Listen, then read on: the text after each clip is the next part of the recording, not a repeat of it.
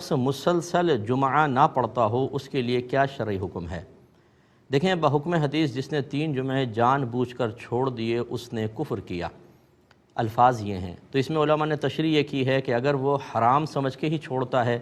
یعنی نفس کی سستی تو ہے لیکن سمجھتا ہے کہ میں غلط کام کر رہا ہوں، تو اس حدیث کا مطلب اس شخص کے حق میں یہ ہوگا کہ وہ بہت بڑے ناشکر پن میں مبتلا ہے۔ کافر حقیقتاً نہیں ہوگا لیکن گناہ کبیرہ، سخت گناہ کبیرہ میں مبتلا ہوگا، اور خوف ہے کہ شاید یہ کفر تک پہنچ جائے، کہ شیطان اس کو اور دیگر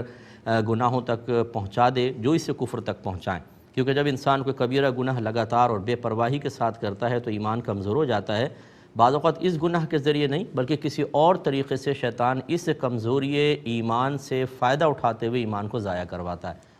اور اگر وہ حلال سمجھ کے چھوڑتا ہے تو پھر 3 جمعوں کی قید ہی نہیں ہے، پھر تو ایک جمعہ بھی اگر اس نے حلال سمجھ کے کہ میرے لیے صحیح ہے، چھوڑ سکتا ہوں، حلال ہے، کوئی مسئلہ نہیں ہے، تو پھر وہ حقیقتاً کافر ہو جائے گا۔ تو بہرحال یہ بہت بڑا گناہ کبیرہ ضرور ہے، چاہیے کہ جمعہ پابندی سے ادا کریں اور سابقہ جو جمعے چھوٹے ہیں ان پر اللہ کی بارگاہ میں توبہ کریں۔